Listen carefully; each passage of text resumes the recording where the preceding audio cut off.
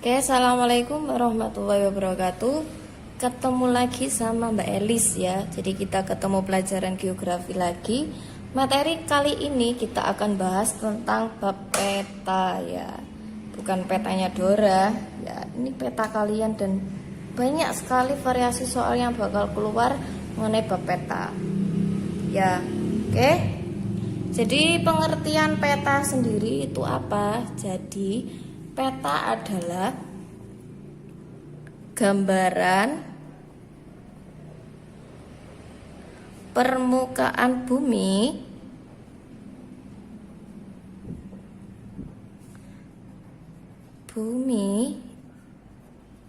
yang diperkecil dengan skala. Itu ya. Jadi pokoknya yang kalau ada gambar permukaan bumi itu dan ada skalanya itu disebut dengan peta. Lah Mbak, kalau ada gambaran tapi nggak ada skalanya, gambar aja doang, itu bisa disebut dengan hanya gambar atau peta buta.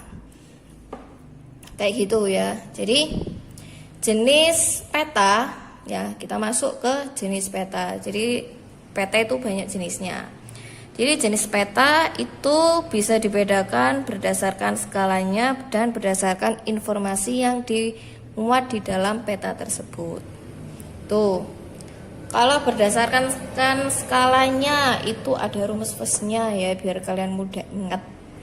Itu apa? Jadi kadasnya besar sejak kecil. Sama nanti ada tambahan peta geografi. Ya, peta kadaster itu dia berdasarkan skala. Skalanya berapa sampai berapa. Jadi peta kadaster itu peta skala 1:100 sampai 5.000. 5K ya, 5.000. Itu peta kadaster. Peta skala besar itu dia peta lanjutan ini ya. Jadi 1:5.000 sampai berapa? 5.000. 250.000. Sorry ya, ini. Terus itu dari kata sedang, peta skala sedang. Skalanya berapa? Jadi skalanya ini 1:250.000 sampai 500.000. Ya. Terus peta skala kecil. Jadi peta skala kecil lanjutannya ini 1:500.000 sampai 1.000.000. Terus ada lagi tambahan ya, itu skala geografi. Jadi peta skala geografi itu peta skala lebih dari 1 juta ya, 1:1.000.000. Itu peta geografi. Biasanya peta geografi ini kayak peta dunia, peta benua Australia, benua Afrika dan lain-lain. Biasanya lingkupnya luas, sangat luas ya. Diperhatikan ya, semakin lingkupnya luas itu semakin skalanya itu semakin banyak, semakin gede angkanya.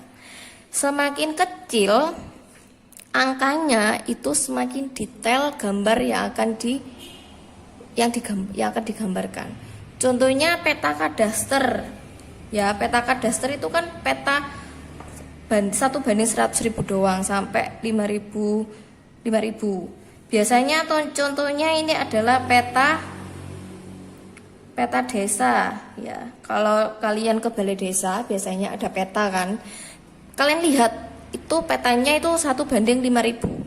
Jadi Badan Informasi Geospasial apa itu Mbak? Jadi badan yang dia mengeluarkan peta administrasi secara resmi di seluruh Indonesia. Jadi itu kayak lembaga dari pemerintah yang resmi yang mengeluarkan segala macam perpetaan, termasuk peta administrasi. Nah itu mempunyai rencana ya peta yang namanya peta desa. Ya jadi memetakan desa-desa di seluruh Indonesia. Tuh 1:5.000 itu masuk dalam peta kadaster. Sampai nanti kalau skala besar contohnya kayak apa? Kayak lanjutannya ini kira-kira ya ini kabupaten. Ya, kabupaten. Kalau sedang itu ya contohnya kayak peta provinsi, lebih luas lagi. Kalau skala kecil seperti kayak negara Indonesia itu mungkin 1 juta atau berapa ratus ribu gitu. Itu ya. Atau satu pulau besar kayak Kalimantan, peta Kalimantan itu sekitaran ratusan ribu masian. Tuh, peta berdasarkan skalanya. Oke, lanjut. Kalau berdasarkan informasinya ya, ada peta umum sama peta khusus. Peta umum itu apa? Jadi muatan informasinya itu masih secara umum ya. Contohnya apa? Contohnya kayak peta administrasi ya. Peta administrasi.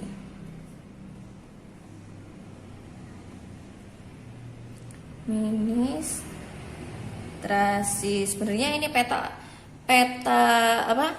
Peta umum itu dibagi lagi menjadi 2, yaitu corografi sama topografi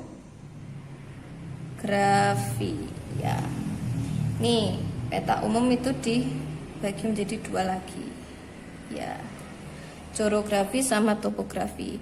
Corografi contohnya ya peta administrasi. Kalau topografi itu apa? Peta yang dia memuat kayak berbagai macam informasi tentang ketinggian. Contohnya kayak peta kontur, peta batimetri, itu salah satu jenis dari peta topografi. Kayak gitu. Kalau peta khusus ini ya, peta yang mempunyai tema ya. Jadi dia punya tema tertentu tok. Jadi informasi yang diberikan itu hanya satu informasi saja. Contohnya apa? Jadi contohnya kayak peta pariwisata.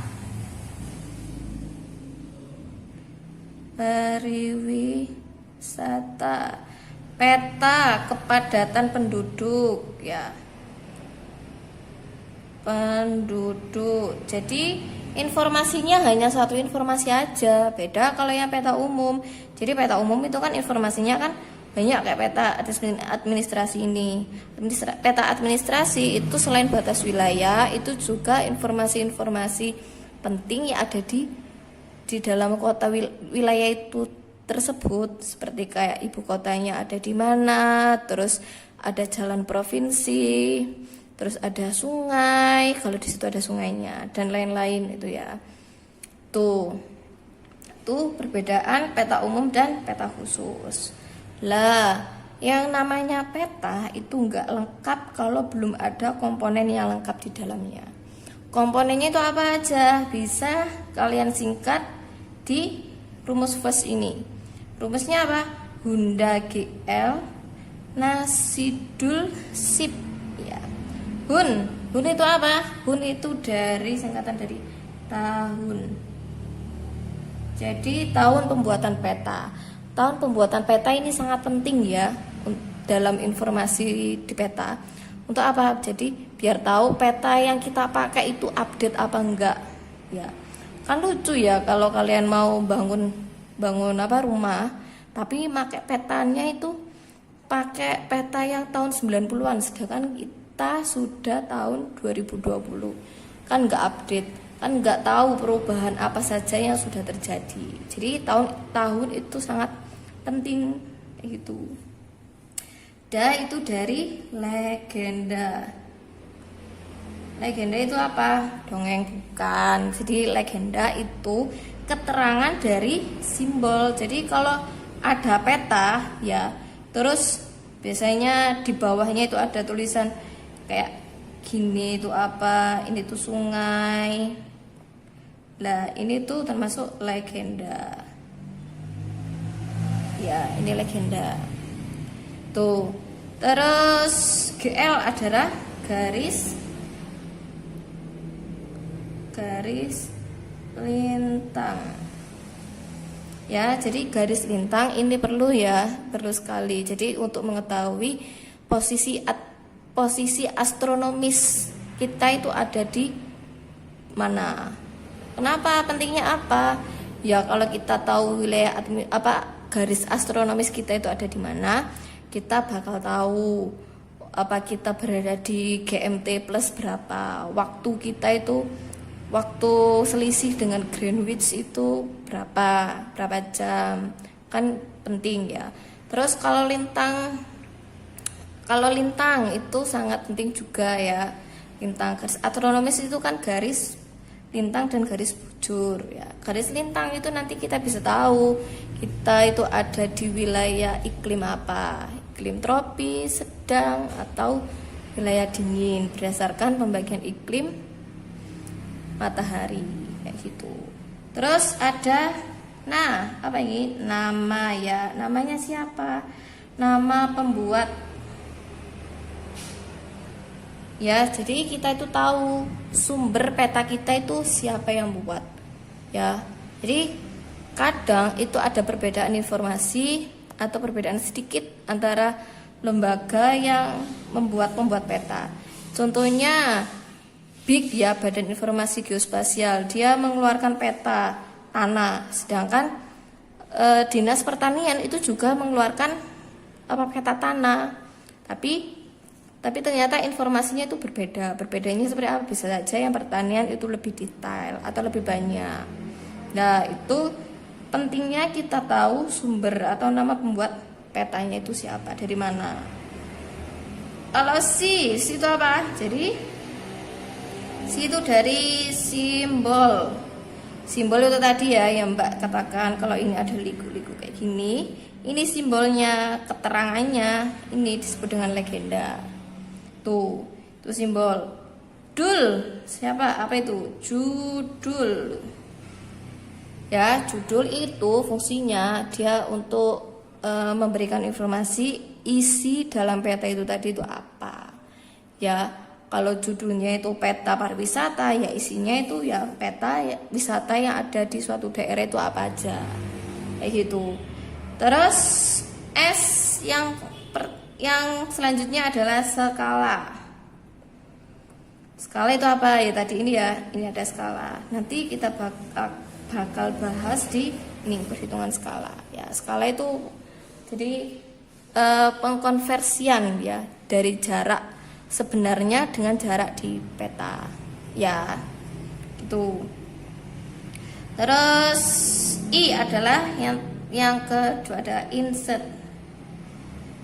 Insert itu apa? Jadi insert itu gambar peta kecil yang biasanya ada di pojok atau di atas peta untuk memberikan informasi wilayah yang kita gambarkan itu ada di sebelah mana, kayak gitu. Itu insert. Kalau P itu adalah petunjuk arah. Ya, jadi petunjuk arah itu kayak arah utara, selatan, timur, barat. Nih ya, atau orientasi nama lainnya. Tuh. Ya, itu komponen-komponen peta. Jadi komponen itu adalah pelengkap dari isi peta. Ya, ini kita masuk ke perhitungan skala peta. Ya, skala itu tadi apa? Ya, jadi skala itu perbandingan jarak pada peta dengan jarak sesungguhnya, itu skala. Ya, S itu adalah skala. JP itu adalah jarak peta. JS adalah jarak sesungguhnya. Ya, jadi skala itu adalah perbandingan jarak peta dengan jarak sesungguhnya. Oke, perhitungannya kayak gimana? Langsung Mbak kasih soal ya. Ini. Ya, jadi soal pertama, itu kayak gini. Ada 2 peta, ya.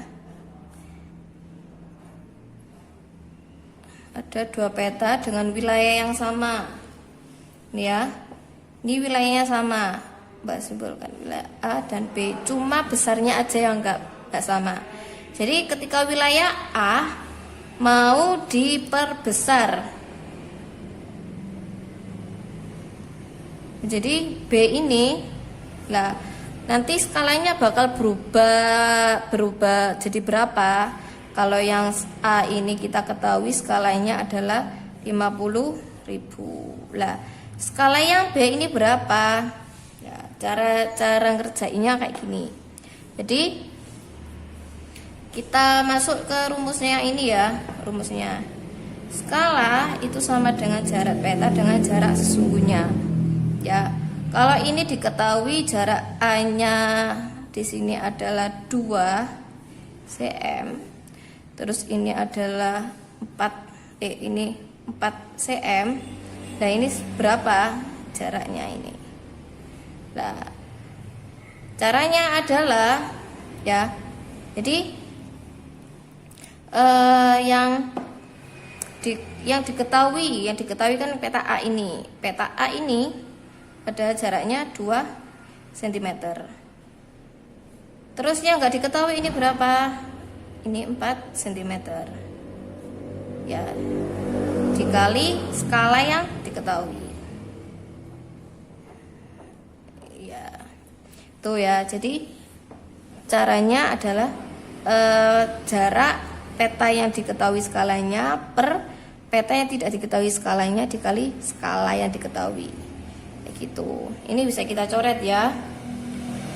Ini kan sama dengan 1/2. Setengahnya dari 50.000 adalah yups, betul ya, 25.000. Begini. Ya, jawabannya 25.000. Oke, itu jarak itu perhitungan atau mencari skala pada peta baru. Gitu. Bisa pakai ini juga ya. Ini rumus dasarnya. Ini perkembangan soal dari rumus dasarnya ini. Oke. Terus yang kedua itu peta kontur. Peta kontur itu juga ada skalanya. Jadi peta kontur itu seperti apa? Peta yang menggambarkan ketinggian ke tempat ya. Ketinggian tempat. Kontur sendiri tuh kayak gimana? Jadi kontur itu kayak gini biasanya.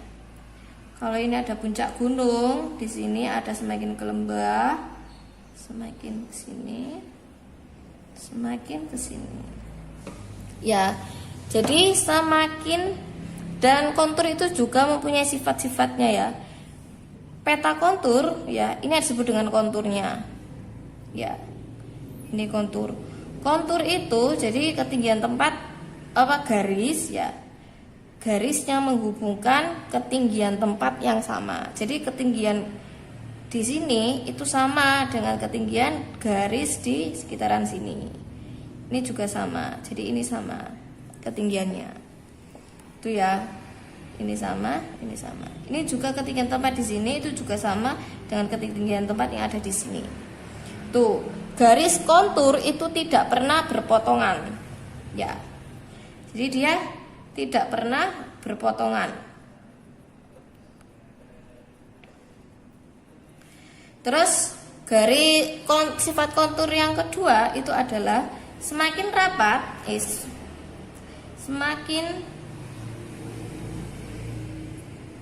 semakin rapat garisnya, berarti dia semakin curam. Semakin curam lerengnya. Berarti semakin garisnya renggang, berarti semakin landai.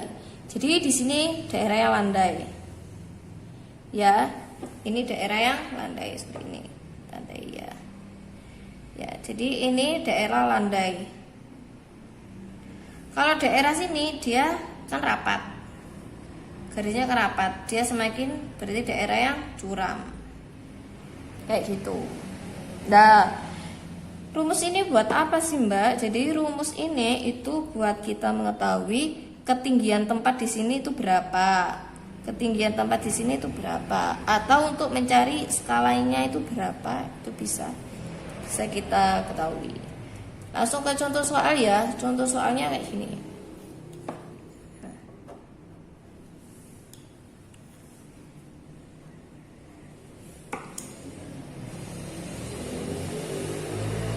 Ini ada suatu kontur, Mbak gambarkan ya.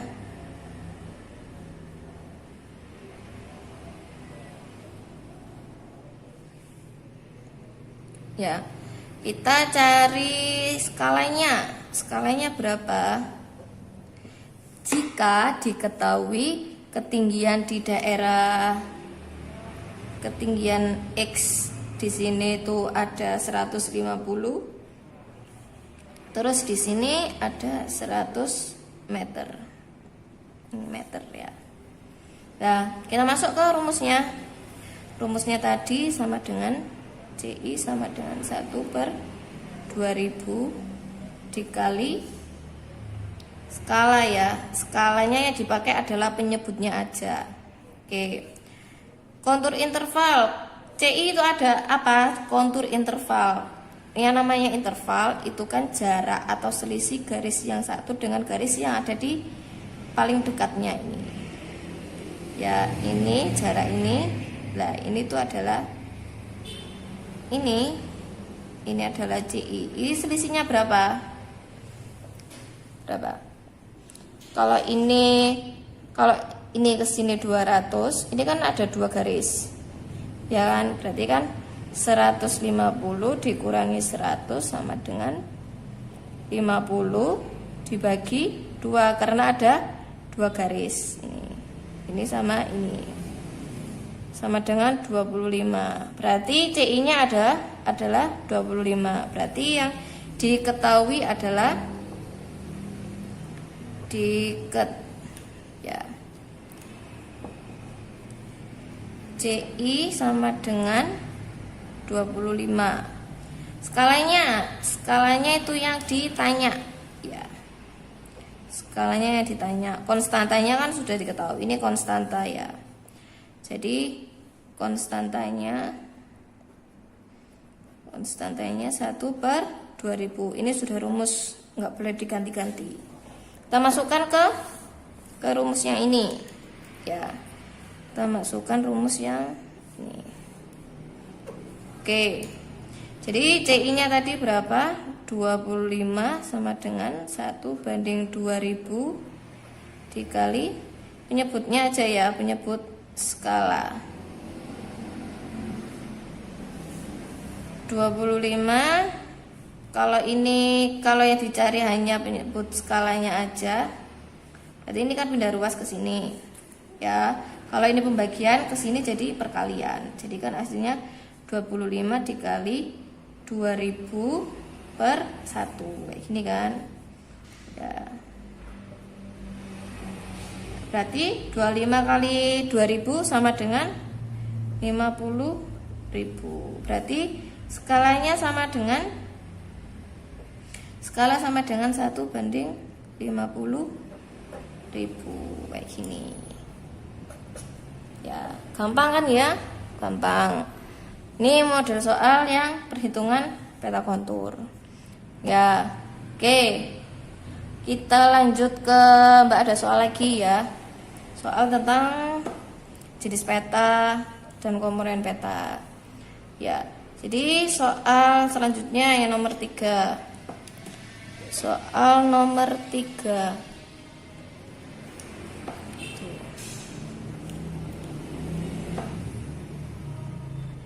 Jadi ada Tiwi sedang melakukan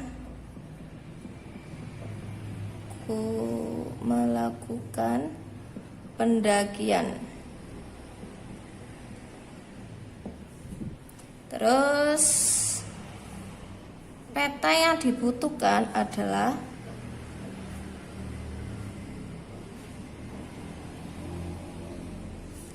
adalah A. Peta topografi,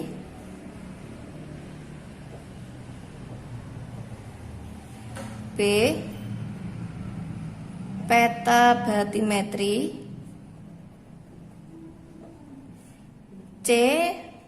Peta kontur, D. Peta administrasi,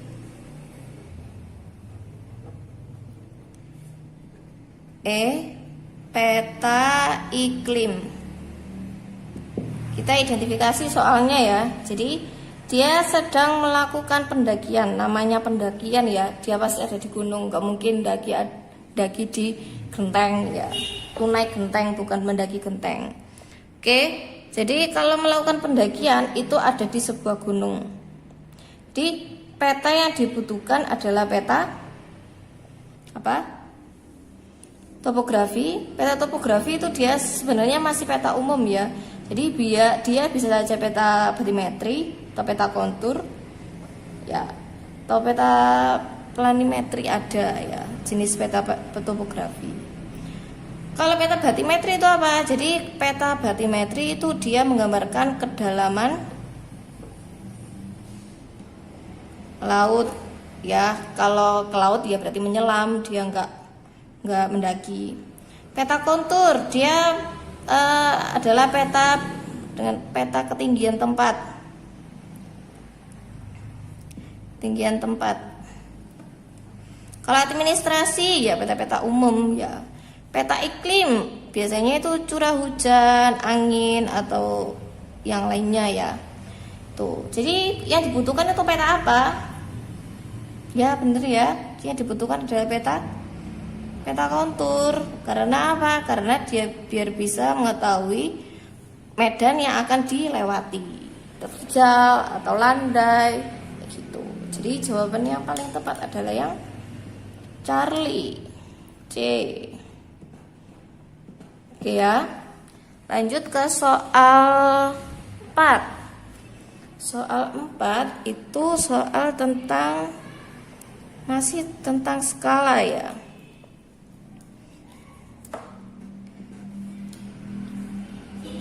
Jadi suatu peta bunyinya kayak gini. Suatu peta dengan skala 1:4000 termasuk dalam peta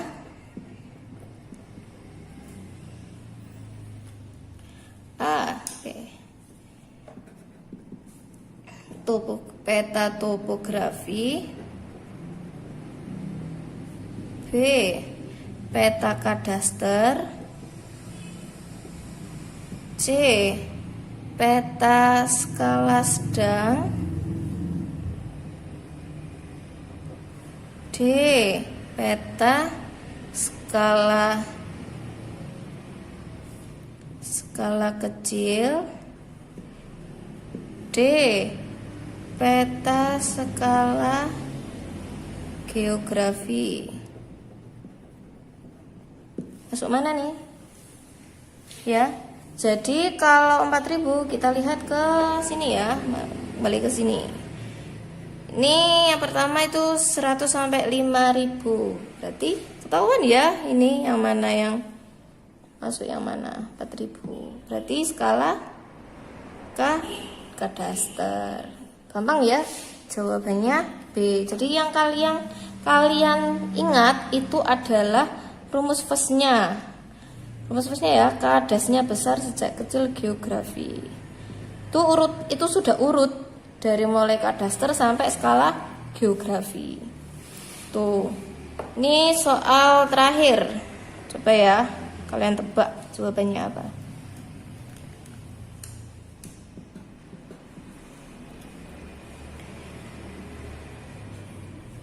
Soalnya kayak gini, gambaran konvensional yang diperkecil diperkecil dengan skala adalah pengertian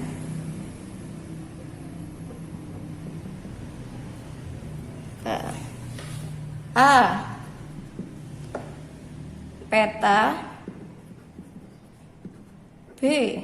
Insert. C. Kartografi. D. Lettering. E. Simbol. Ya. Jadi kelihatan sekali ya kayaknya ini kata kuncinya ada di mana. Gambaran konvensional. Konvensional itu gambaran asli ya, yang diperkecil dengan skala. Tuh pengertian dari yups, tepat. Kelihatan ya peta. Kalau insert itu apa? Insert itu gambar kecil ya. Gambar kecil untuk keterangan tempat ya, keterangan tempat yang lagi digambarkan.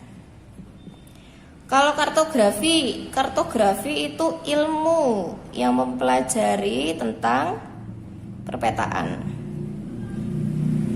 Pelajari tentang perpetaan, pokoknya peta-peta untuk kita mau merubah atau mau perkecil, kita atau mau buat peta dasar atau gimana, itu di ilmu kartografi. Kalau lettering, lettering itu cara penulisan dalam peta ya. Jadi kalau kita mau nulis sungai, nulis samudra, itu tata caranya itu kayak gimana? Ada tata caranya ya. Terus kalau simbol, simbol itu gambar yang mewakili objek sesungguhnya ya. Jadi gambar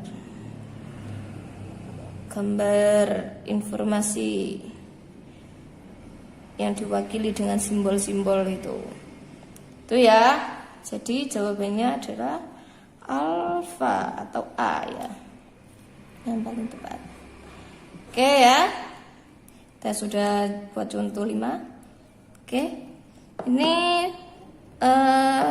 ini tentang peta perpetaan. Sampai di sini dari Mbak Elis. Kalau ada pertanyaan bisa langsung tanya via apapun ya, via WA atau via DM Instagram. Ya, assalamualaikum warahmatullahi wabarakatuh. Kita lanjutkan materi tadi ya. Jadi tadi kita sudah bahas peta, pasca peta, terus komponen peta, perhitungan peta, sampai kita bahas peta kontur dan berbagai soal-soal untuk mencari skala ataupun mencari kontur intervalnya gitu ya. Yang belum kita bahas kali ini adalah tentang proyeksi peta sama azimut dan bearing. Azimut dan bearing itu apa, nanti bedanya kita akan bahas lebih lanjut. Oke ya. Jadi proyeksi peta itu dibedakan menjadi 3. Ini ya, sudah ada kotak-kotakannya. Yang pertama itu adalah macam proyeksi peta azimutal ya. Azimutal. Jadi azimutal ini dia bidang proyeksi peta pada bidang datar. Ya, maksudnya kayak gimana? Jadi kalau ini adalah sebuah bumi globe, ya, ini bidang datarnya. Lah, ketika kita mau menggambarkan daerah yang ada di sekitaran lingkar kutub ini, yang paling cocok adalah bidang datar ditempelkan kayak gini. Ya, jadi ini kutubnya, terus nanti diproyeksikan dengan bidang datar. Nah, proyeksi sendiri kalian masih ingat kan apa pengertian proyeksi? Di SMP pernah diajarkan kok ya. Jadi proyeksi itu memindah gambar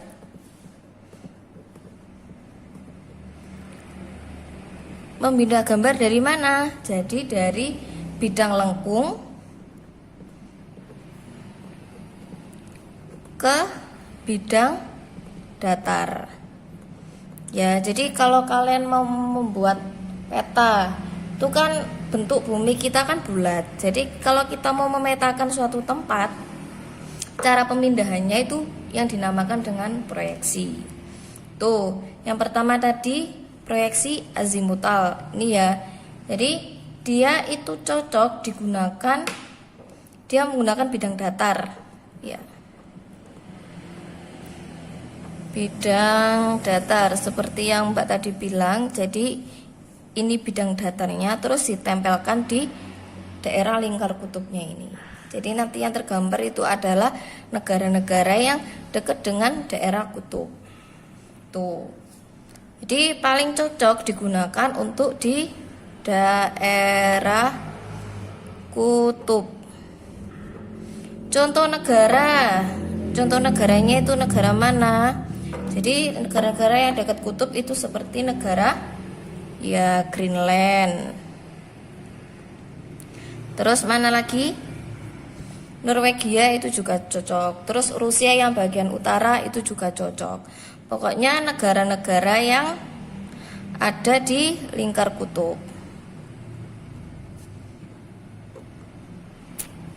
Tuh. Kalau dibuat di daerah ekuator bisa apa enggak, Mbak?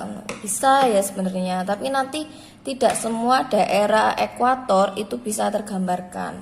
Soalnya kalau ekuator berarti kan daerahnya kan sini. Ya, kalau ini ibaratkan global.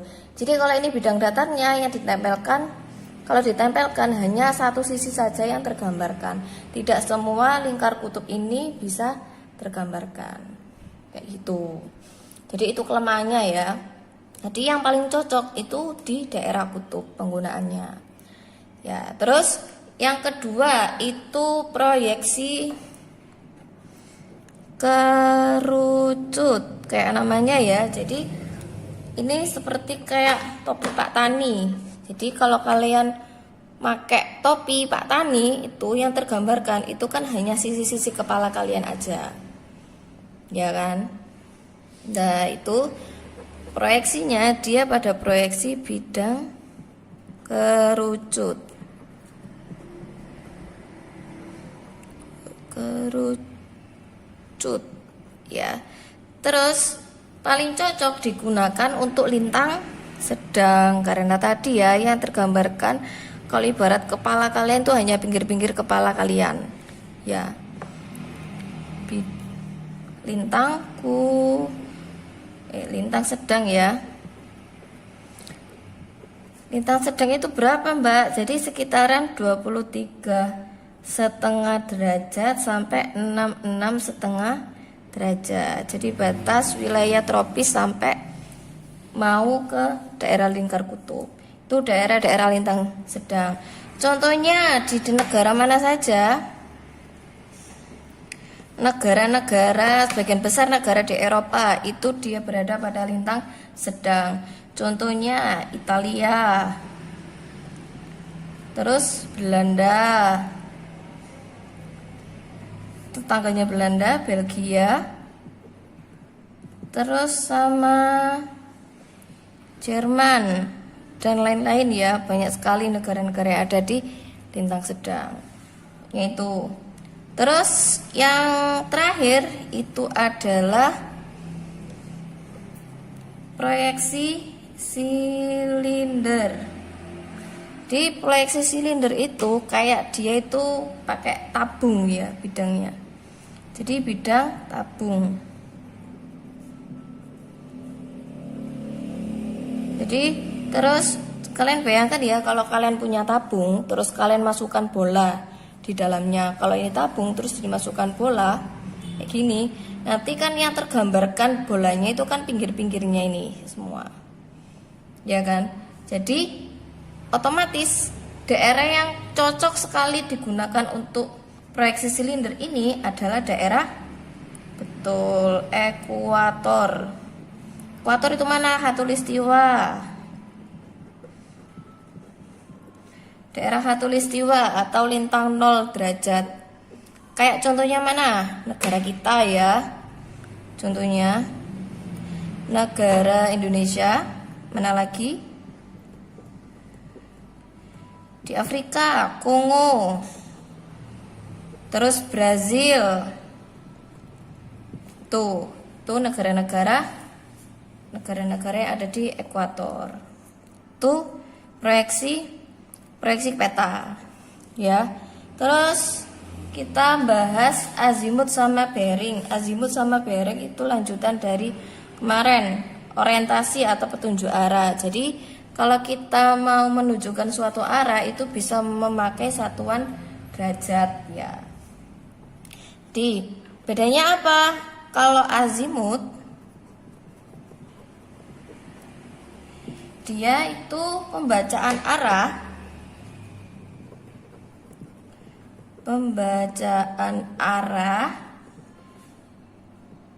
dengan sudut otomatis tadi ya 0 sampai 360 derajat searah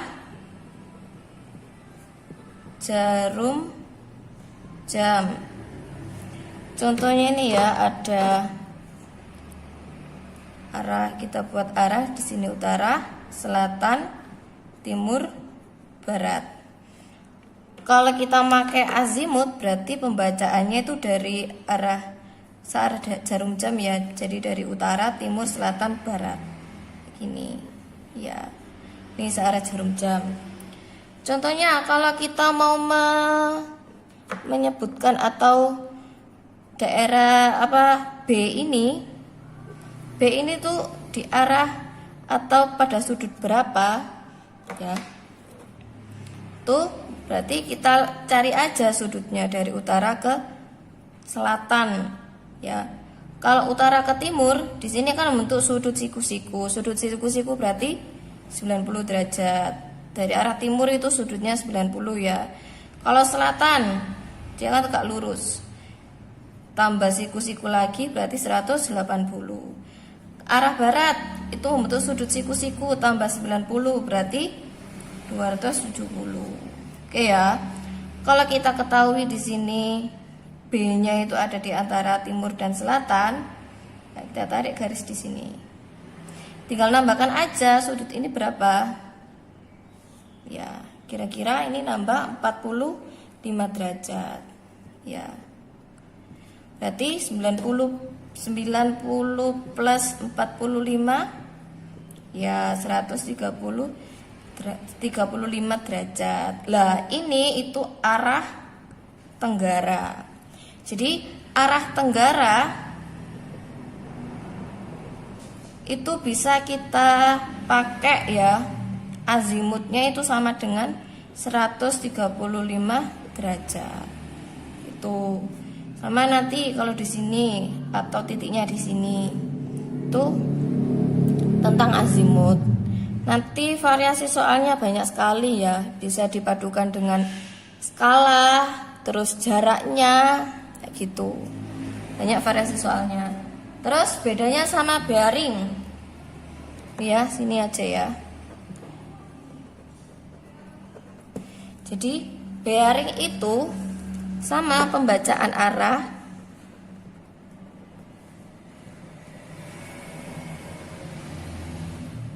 dengan sudut, tapi dia tidak lebih dari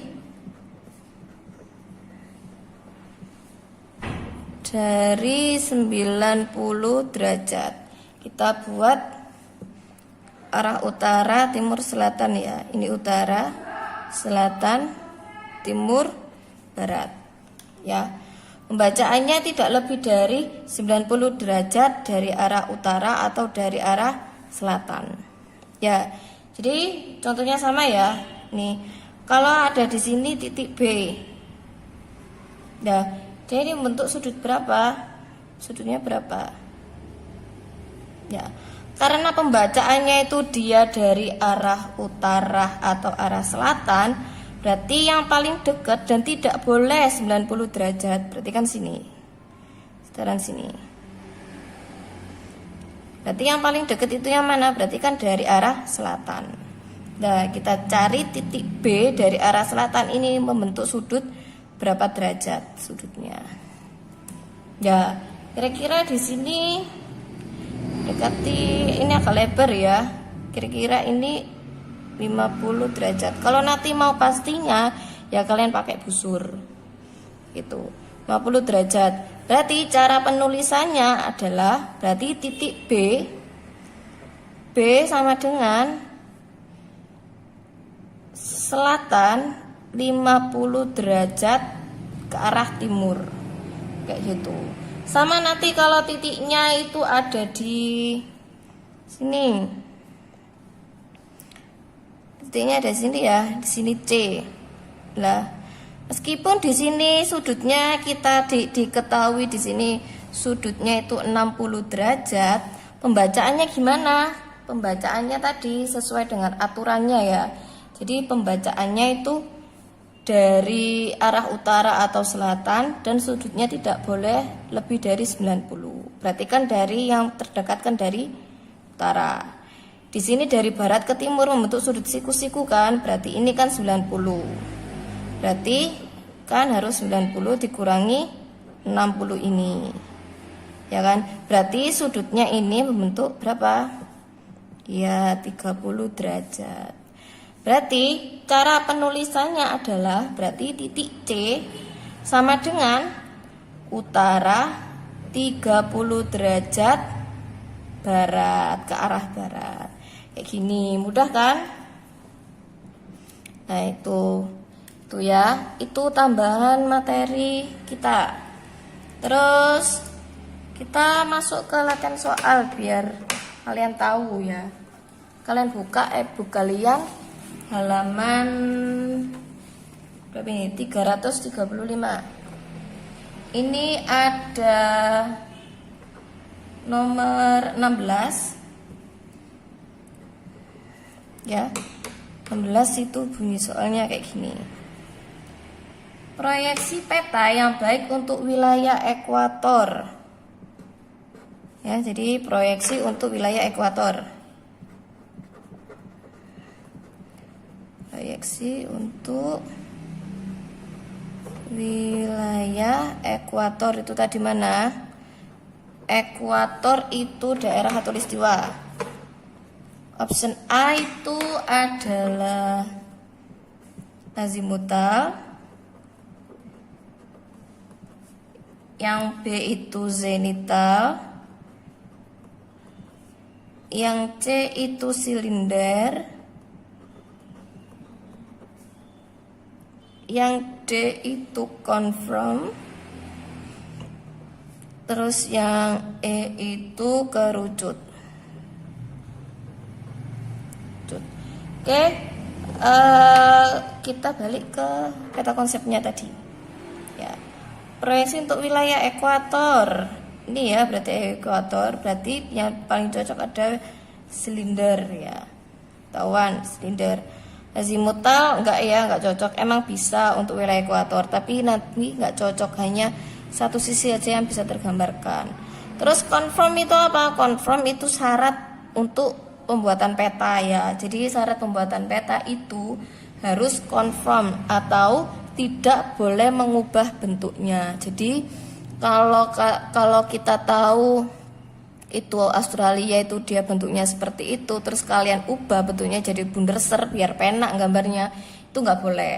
Itu berarti dia melanggar syarat cara pembuatan peta confirm itu tadi. Tuh. Kalau kerucut itu lebih cocok di wilayah sedang ya. Kalau zenital itu nggak ada proyeksi zenital, adanya itu hujan zenital adanya. Jadi yang paling tepat adalah pilihan C. Ya, oke. C. Terus ada lagi ini perhitungan peta kontur, ya. Jadi variasi soal perhitungan peta kontur nomor 18, kalian lihat. Ini Mbak tambahkan di pertemuan yang tadi ya, bahasan tadi. Jadi di sini diketahui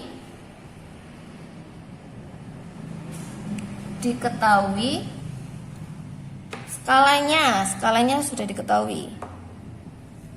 Mbak bacakan soalnya ya, baca soalnya bentar ya. Jadi ada peta kontur berskala 1:20.000. A terletak pada garis kontur 1000 meter, titik B pada garis 1250 meter.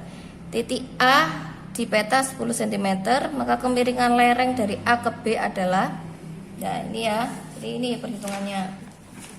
Jadi diketahui skalanya tadi 1:20.000.